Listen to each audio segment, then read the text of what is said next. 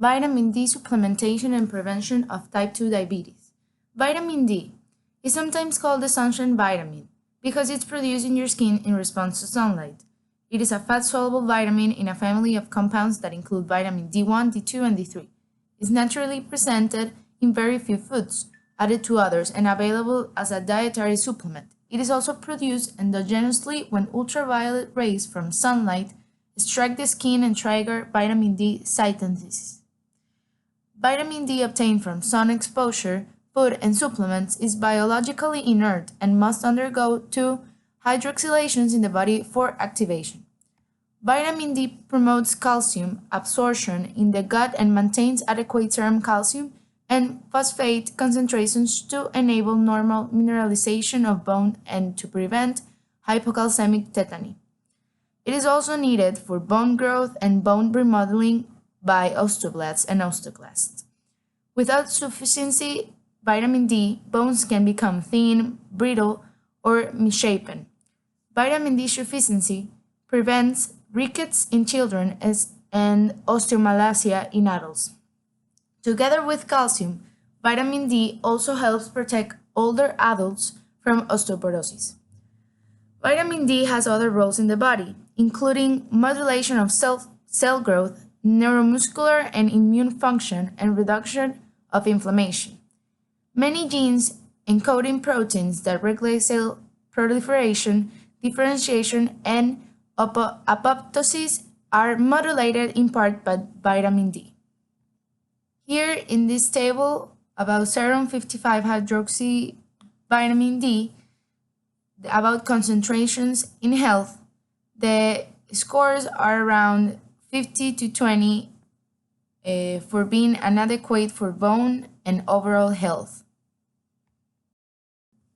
Vitamin D Vitamin D deficiency. Causes of vitamin D deficiency can be you don't consume the recommended levels of vitamin over time. This is if you follow a strict vegan diet because most of natural sources are animal-based, including fish, fish oils, egg yolks, fortified milk, and beef liver. Your exposure to sunlight is limited. Because the body makes vitamin D when your skin is exposed to sunlight, you may be at risk of deficiency if you are homebound.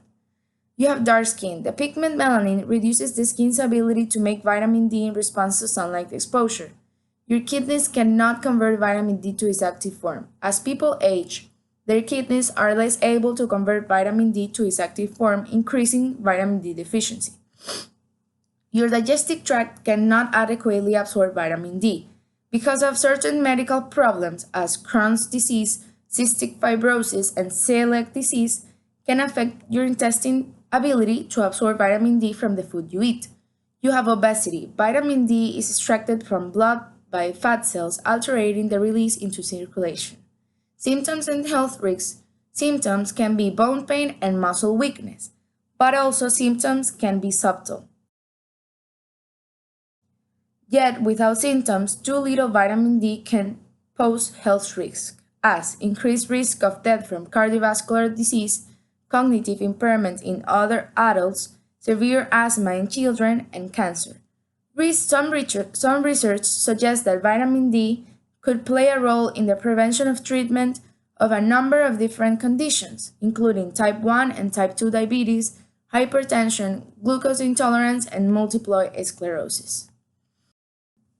Vitamin D supplementation. Few foods contain vitamin D naturally. Because of this, some foods are fortified, which means that vitamin D has been added. Foods that contain vitamin D are salmon, sardines, egg yolk, shrimp, milk, cereal, and yogurt, and orange juice. These three are fortified. It can be hard to get enough vitamin D each day through sun exposure and food alone, so taking vitamin D supplements can help. Vitamin D Type 2 diabetes is a lifelong disease that keeps your body from using insulin the way it should. People with this disease are said to have insulin resistance. People who are middle-aged or older are most likely to get this kind of diabetes, so it is used to be called adult onset diabetes. There are about 29 million people In the US, with type 2 diabetes, another 84 million people who have prediabetes, meaning their blood sugar or blood glucose is high but not high enough to be diabetes yet. Signs and symptoms can be so mild that you won't notice them. About 8 million people who have diabetes doesn't know it yet. Some symptoms can include being very thirsty, peeing a lot, having a blurry vision, tingling or numbness in your hands or feet, fatigue, wounds that won't heal, hunger, weight loss without trying, or getting more infections. Also, dark rashes around your neck or armpits are called acanthosis nigricans. This is often a sign of insulin resistance. Type 2 diabetes.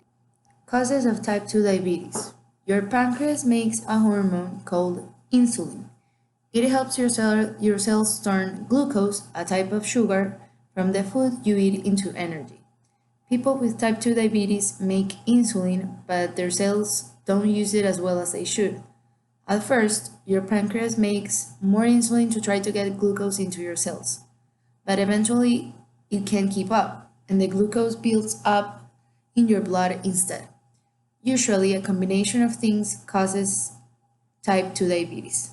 They might include genes, which scientists have found different bits of DNA that affect how your body makes insulin. Extra weight, being overweight or obese can cause insulin resistance, especially if you carry your extra pounds around your middle. Metabolic syndrome.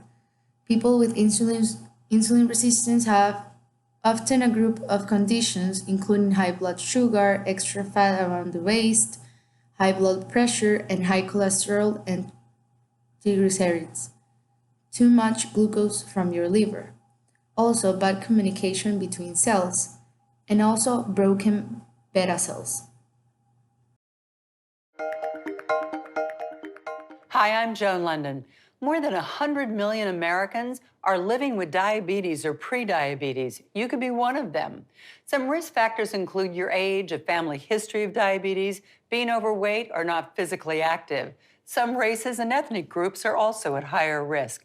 Learn more at cdc.gov/diabetestv. Sponsored by NACDD with support from the Centers for Disease Control and Prevention. Type 2 diabetes. Application in medicine. People with prediabetes are at much higher risk of not only developing type 2 diabetes, but also complications such as heart disease, stroke, and peripheral nerve damage. These complications can also arise without the progression of type 2 diabetes. A correlation between vitamin D levels and prediabetes has been found reviewing many medical trials.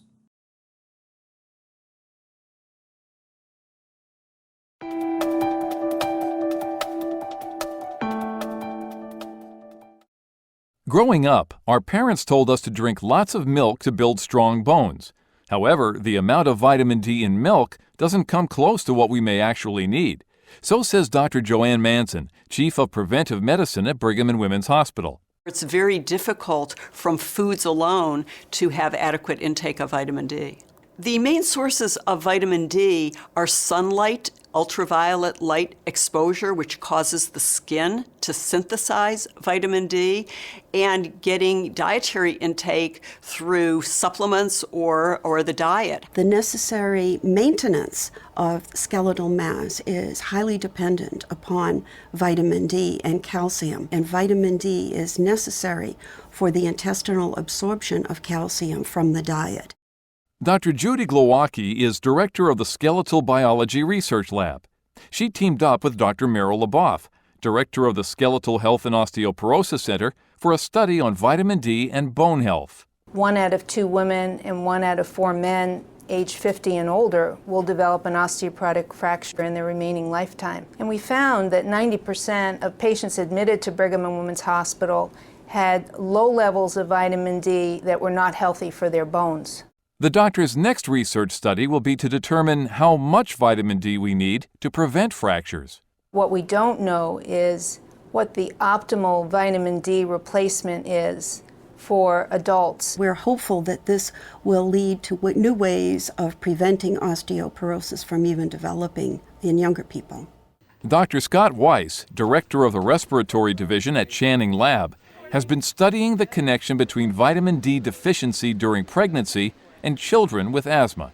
We went on and did 2 birth cohort studies where we demonstrated that pregnant women who had lower intake of vitamin D were much more likely to have children who had asthma and allergies. We're going to enroll 760 pregnant women and randomize them to 2 groups, a treatment arm that's going to get 4,400 IU of vitamin D, and then just regular multivites in the control group. We believe that there's going to be a dramatic reduction in the wheezing rates in the first year of life, and that this will carry over to a reduction in asthma at age 3 to 6. Finally, could vitamin D be the miracle drug that prevents many different diseases? It is tremendously exciting to think that something as simple as taking a vitamin D supplement could have these myriad benefits of reducing the risk of cancer, cardiovascular disease, diabetes, autoimmune diseases, improve cognitive function, decrease depression. However, Dr. Manson says much more research still needs to be done. That's why a clinical trial to test its influence on these diseases, as well as possible side effects, is so important. There is a feeling that vitamin D may be more promising than many of the other vitamins and minerals that have been tested in isolation as single nutrients within a pill form. However, we still should be cautious before jumping on the vitamin D bandwagon. Application. Pros and cons. Benefits of vitamin D. Vitamin D has multiple roles in the body, like promoting healthy bones and teeth, supporting immune, brain, and nervous system health, regulating insulin levels and supporting diabetes management, supporting lung function and cardiovascular health, influencing the expression of genes involved in cancer development. But also, the excess of vitamin D, which is called hypervitaminosis D, is a rare but potentially serious condition that occurs when you have an excess of amount of vitamin D in your body. Vitamin D toxicity is usually caused by megadoses of vitamin D supplements, not by diet or sun exposure.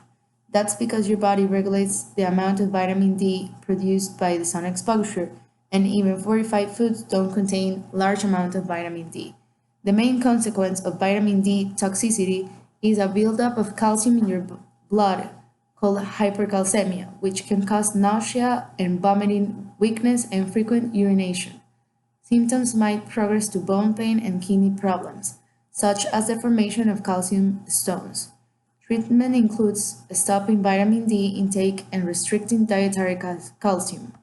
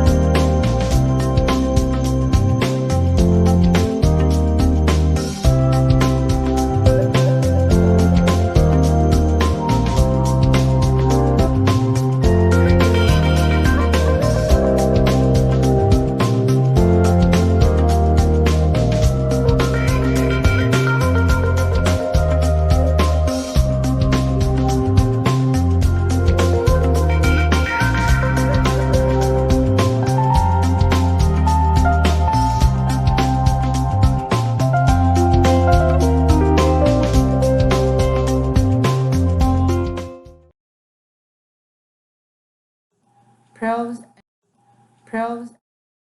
Issue in Ecuador. The IDF South and Central America region, or IDF SACA, currently represents 42 national diabetes associations in 19 countries and territories. The IDF Center of Education. An IDF Center of Education is a diabetes institution or member organization designed by IDF to form part of an international collaborative voluntary network to initiate, coordinate, facilitate, and conduct high-quality education for multidisciplinary healthcare professionals in diabetes and other related chronic diseases. The IDF Centers of Education in the IDF SACA in Ecuador are Educación Aprendiendo a Vivir con Diabetes, Fundación Diabetes del Ecuador, Fundación Los Fresnos Casa de la Diabetes. Ecuador is one of the 19 countries of the IDF SACA region. 425 million people have diabetes in the world, and more than 26 million people are in the SACA region. By 2025, this will rise to 42 million. There were over 54,500 cases of diabetes in Ecuador in 2017. The prevalence of diabetes in adults in Ecuador is 5.5%, and the total cases of diabetes in adults are 554,500 people.